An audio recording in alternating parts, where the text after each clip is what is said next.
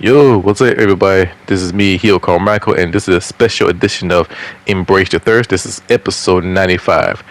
Usually, it will be myself, Reese, and Antonio every Sunday, but this is a special edition of this episode. So, this is a gamer edition. So, the gameplay you guys is about to see is Call of Duty Modern Warfare 3. You can see some great gameplay while I talk about SummerSlam, Becky Lynch retirement, and of course the debut of White Six. So let's start off with SummerSlam. I know everybody have seen SummerSlam, talked about SummerSlam from different podcasts. I know everybody else talked about it as a group chat. Me personally, I've seen SummerSlam twice myself and with my great friends. Last night at the party house for my late birthday. As you guys know, last week it's my birthday, August 1st. So SummerSlam as a whole was a great show. It really was. Some people think it was predictable. I've seen some ass clown talk about it was mid. So whoever say that can eat dick. But SummerSlam as a whole was really amazing. From top to bottom, it was really great. I know there's one major problem there before even SummerSlam event even start or even the card was revealed. There was no black superstars or there was no black, male, female. We've seen Nia Jax. That's about it, Nia Jax. But that topic will be talked about in next episode of the Embrace the Thirst this upcoming couple of days this week. But overall, the SummerSlam was really great. A couple of matches I really like. The match that really stood out to me the most is Damian Priest versus Gunther for the World Heavyweight Championship. Great storytelling match, back and forth. A lot of chops, a lot of hard hitting. Damian Priest really have shown his strong style and what he showed me that he can handle himself in a big match, which he have done for the past couple of months being the World Heavyweight Champion. And not only that, in my humble opinion, he was the best world champion this time because not only you care about Damian Priest, but you care about the World Heavyweight Championship and along with the Judgment Day. And not only that, Gunther, he deserved it because he's worked his ass off from NXT UK, holding on the NXT UK title for a very long ass time. Make the Intercontinental Championship prestige, as he called it, the Intercontinental Heavyweight Championship. And of course, he earned his way to the King of the Ring, or should I say, swept King of the Ring. And he deserved the World Heavyweight Championship. Not mad at it. I was mad at the promo at Raw, or pretty much like 2 weeks before SummerSlam. I was mad about that, but it is what it is. The style of the match reminded me of New Japan, kind of like they compete for the never overweight title. Just the hard style match between these two guys. The chops, the kicks, great storytelling in the ring. That's the number one thing that people may see or may not see is great storytelling. And Damian Priest, I feel like Damian Priest is going back to his Punishment Martinez in Ring of Honor. If you're a big fan of Ring of Honor, you know how his styles is. But the biggest takeaway from that match is Finn Balor, or should I say Memphis Balor. If you watch State Property, all my hip hop fans know what I'm talking about. You see one scene that Memphis Bleak got jealous of Beans, known as Beanie Siegel character, because jealousy, how he got more attention, more money. So jealousy in the group. So I see similar, situation with Judgment Day. Same thing with State Property. Sorry if you guys not a hip hop fan. Any hip hop fans know, what I'm getting at. But Finn Balor turning heel or portray Damian Priest, we saw that coming a while back. They're planting seeds for a while. When Damian Priest said he don't need them, he start taking more leadership role, and more start building up. Another match was really really great. Was the Nia Jax and Bailey. Great match. Bailey and Nia Jax put on one hell of a good show, and not only that, Bailey showed her strength, which that nobody knew she could pull that off. Where she did a power bomb from the corner, in which that showed great strength, made both of them look strong. Not only that, Tiffany Stratton came in with a Money in the Bank briefcase. We all thought she would cash it in, but no, most likely a distraction, and lead to Nia Jax finally winning her title and get her moments. I wish that was a great match on that part. Another good match. Liv Morgan and Rhea Ripley. Great opening of the SummerSlam match.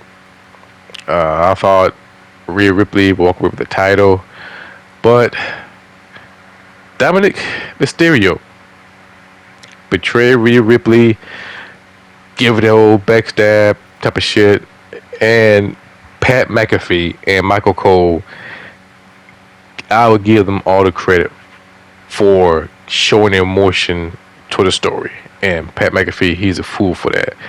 Talking about he hate the mustache, he hate the way you look. It was just really really funny. Another match, LA Knight and Logan Paul. I'm definitely happy that Logan Paul won the U.S. title. It was built up to be. I thought LA Knight would win the title at WrestleMania, but SummerSlam was a perfect time to do that.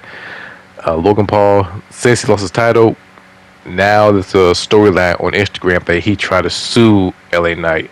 So we're going to see how they play that with SmackDown. I know there's another match I try to think of if I don't blink out. There was, of course, a segment with Jelly Roll. It was pretty much a time filler. He's kind of like a white Majin Buu from Dragon Ball Z. But great segment. What else? What else happened in SummerSlam? Of course, the WWE Undisputed Championship, Cody Rhodes and Solo Sikoa. The Bloodline rules. The one thing I do wish they would have is more weapons. That's the one thing I wish they would have, but they did show a little bit of it. But we all knew that the Bloodline would interfere. However, I did expect that Randy Orton and Kevin Owens to come back just in time, just to fill in the story. Great moment on that part. And then, of course, Roman Reigns. For me, I thought Roman Reigns would have come back at Bad Blood, in which that would be the perfect time to do that. But for him to come back on SummerSlam and receive the big pop, it was organic. And Roman Reigns comes in and Superman punch Solo Sikoa, leave him off with the spear, and have Cody Rhodes comes in and finish him off with the crossroad. But another big part of that whole scene was Jacob Fatu. Jacob Fatu did a splash on Cody, and he either broke his foot or injured his ankles. We haven't heard too much about that. So I did see Jacob Fatu walking around with a boot at the gas station on Instagram. It was Instagram or Twitter, but either that was a part of the storyline or it's real. But for me, it's real, because you don't walk around in a boot in front of people. I try to think there's another match I try to think of. Of course, the women's title, the World Women Championship, the IC title. Oh, of course, the IC title, Braun Breaker and Sami Zayn. We knew that Braun Breaker would win the IC title from the rip. We knew that coming miles away. Sami Zayn title reign, it was very decent. It wasn't long as we expected it to be, but I feel like Sami Zayn will be back in the Bloodline storyline towards the War Game, because that's what everybody wanted to see, is the Bloodline OGs reunite one more time. But since Sami Zayn lost his IC title, and on Raw he getting his title rematch against Braun Breaker. But Braun Breaker, he truly deserved it. I feel like he been pushed A lot better than Carmelo Hayes. That I would say. That's another part we will definitely go discuss on the next episode. Embrace the Thirst about black talent who is either treated fairly or treated unfairly in any promotion. But back to Bron Breakker. Bron Breakker, I'm not taking anything away from him. He busts his ass from the NXT 2.0 or the AKA NXT Living Color to become an NXT champion. Maverick take that back. When Bron Breakker was green, that's what I would say. When he slipped off from the turnbuckle, when he fought Tommaso Ciampa for the NXT championship to become the best NXT champion, tag team champion. Now he's a Intercontinental champion, and I do see him have a good long title reign. That I would see. I see him a great title reign with the title. So that was a great match. Overall, SummerSlam was phenomenal. SummerSlam felt like WrestleMania 15. Well, I say WrestleMania 15, the biggest part was the DX betrayal. That's what we see with the Judgment Day, with Finn Balor betrayed Damian Priest, Dom Mysterio betrayed Rhea Ripley, and go with Liv Morgan. It gave me that vibe. The whole entire card was strong. The only two biggest giveaway or takeaway from the SummerSlam as a whole, there was no tag team title defense, the World Tag Team title, nor the WWE Tag Team Championship, and there was no black superstars. I feel like, Bianca, Jade, hell, even Naomi deserved to be in that spot. Even Carmella Hayes, even Apollo Crews, even though he did show for a segment for Manscaped, but I feel like it should be more opportunity for all the talent, in my humble opinion. But overall, great SummerSlam. The next event will be Bash in Berlin. That was in August 31st. We see Randy Orton and Gunther confirmed for that title, and I think pretty much more match will come along. But during that same day, or should I say during that same weekend, Becky Lynch, she put up a post saying there's one hell of a career. She appreciates that from the fans, being a man, being a champion, and now being a mother is a privilege. And a lot of people saying that she's retiring. Other sources otherwise. In the group chat, something may happen during the pregnancy and have Seth Rollins been written out. I would have to say, if I want to be trio with y'all, I think this is a retirement. We don't know what the contract situation is. I don't think she ever did resign with WWE or let the contract run out. Because not only that, same thing with Seth Rollins. Because I don't know if he signed with the contract, if he did or not. But if this is true, then Becky Lynch is a modern day legend. We've seen her grew up in NXT, the early NXT during the WWE Network era.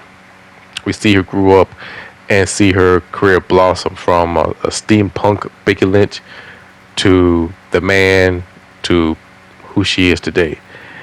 And I appreciate all her work in the ring. Sometimes we get a little bit aggy with her title reign sometimes, and the only one blemish that we were really pissed off with, she took the title from Bianca Belair at SummerSlam a couple years back, and everybody got pissed off by that part. But overall, Becky Lynch was the best female wrestler in WWE. Only in WWE. A great performer, great wrestler, great champion, and if she do resign, we can see what kind of chapter or what's next for her. If she do retire, she'd be a first ballot of Hall of Fame. That's for sure. And there's nothing you can take away from it. It's being Hall of Fame. Not only that, Y6 debuted the way they come out, I feel like they doing an awesome job live up to the name of the Wyatt family, live up to the name to the whole hype. They got their first win. See Dexter Loomis, Joe Gacy, Eric Rowan get their first shine. I'm just waiting for. I'm just waiting for Uncle Howie make his move. I'm waiting for the Silent Hill lady. I'm waiting for her to make her move. So I think White Six could be great. And I say this, as I talked about this with my friends. They gotta win some gold. They gotta tell maybe WrestleMania to win some major gold. But I know people say, well, championship doesn't mean anything. Bullshit. As much we love the White Six, the whole the whole promo, the whole supernatural feel. It's cool and all, the cool character, the cool, creepy element of it, but it don't mean a damn thing if you don't win no chip. It's like, think of like a NFL team. They great in the season, but it don't mean shit if you don't win the chip. That means your season was a bust. So that's what I feel about White Six. I feel like they gotta win some gold. I think the first gold they're gonna capture is a tag team title. Eventually, the tag team championship. Do I expect that this year? I say wait till maybe WrestleMania. That would definitely be the perfect time for WrestleMania to pull that off. But Uncle Howie or Bo Dallas, he's living it up, and I feel like what they do right now, they're doing a great job. They are doing an awesome thing with it. I would love to see Nikki Cross get in the ring and going after anybody. But so far she's doing a good job, and I thought she would probably carry the whole thing.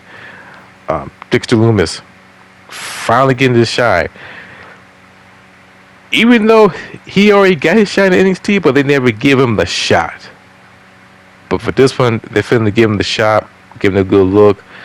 Joe Gacy, he was doing this thing in NXT, and I thought it was really working with the what's it called, Skyism. If I butcher up the name, forgive me for that. But Joe Gacy, he was killing it in NXT. I feel like he would win a title over there, but I would say they dropped the ball on Joe Gacy, and then they just changed up the character so many times, and they give him with this Huskus character, and I would love to see what they're gonna do with him. But so far, White Six got their first dub, and the next question is, what's next? Are they continue feuding with the American Made, or it's like a one and done and focus on Uncle Howdy and Chad Gable?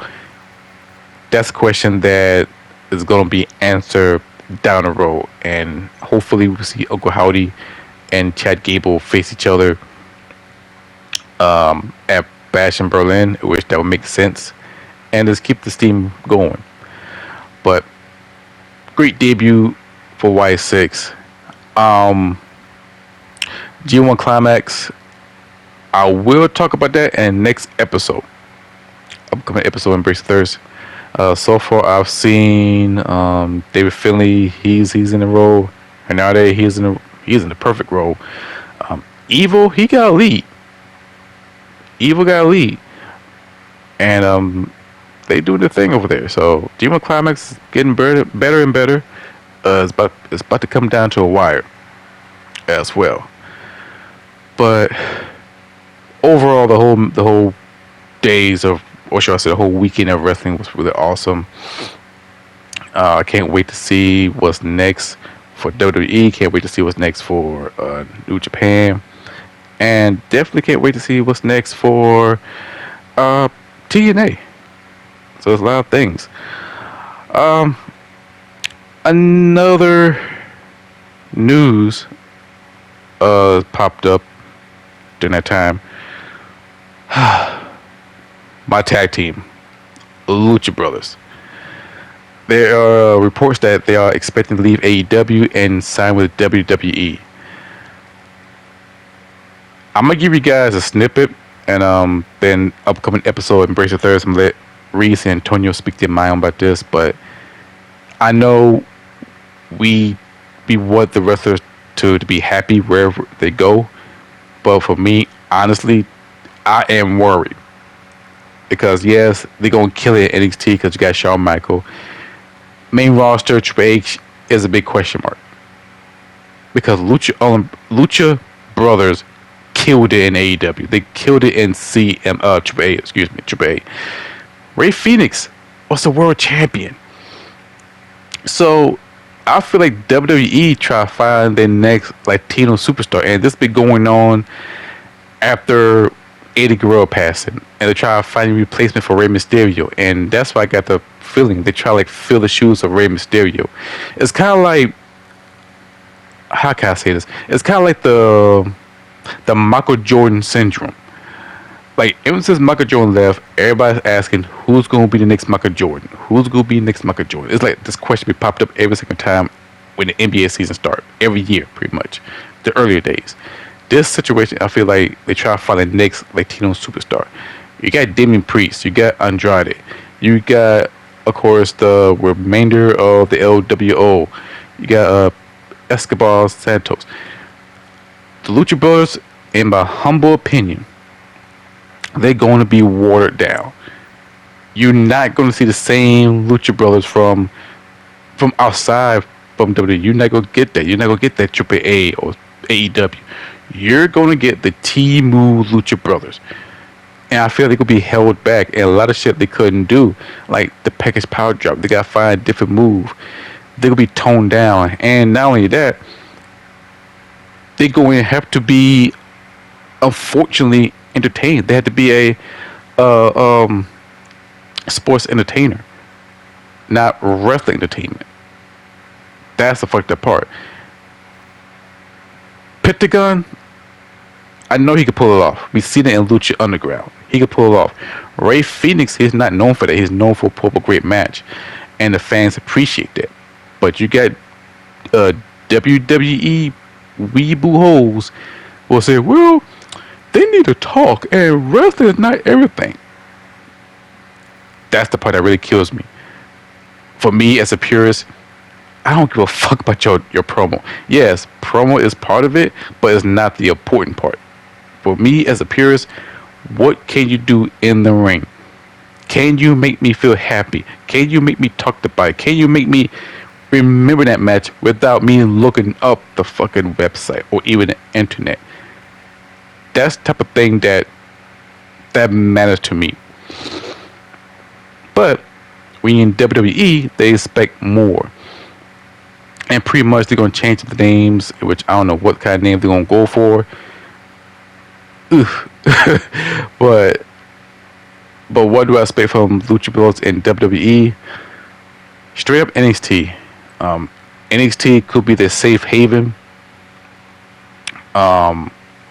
And not only that will leave a damper for AEW, because that's their best tag team in AEW, a long list of tag teams. So with that happening, AEW needs to find a way to find some new talent or use their talent, because they got a whole boatload of talent over there. It's kind of like a live action WWE 2K25 or 24 type of shit, because you got a whole boatloads of talent, but you're not using them. And 20 not using them as much. So yeah, that's the whole week of the whole Embrace the Thirst. The next episode 96, we're gonna talk about everything. G1 Climax, what's going on with AEW, what's going on with WWE, what's going on with Tony Khan and Shane McMahon. No, wait, I take it back. We're gonna talk about it a little bit. Shane McMahon, Tony Khan, they were talking.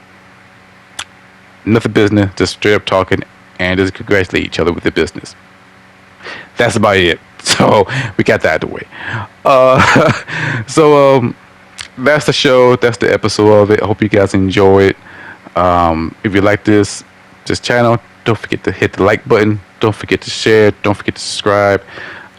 This Sunday, we'll be back on the regular episode of Embrace the Thirst. Road to 100.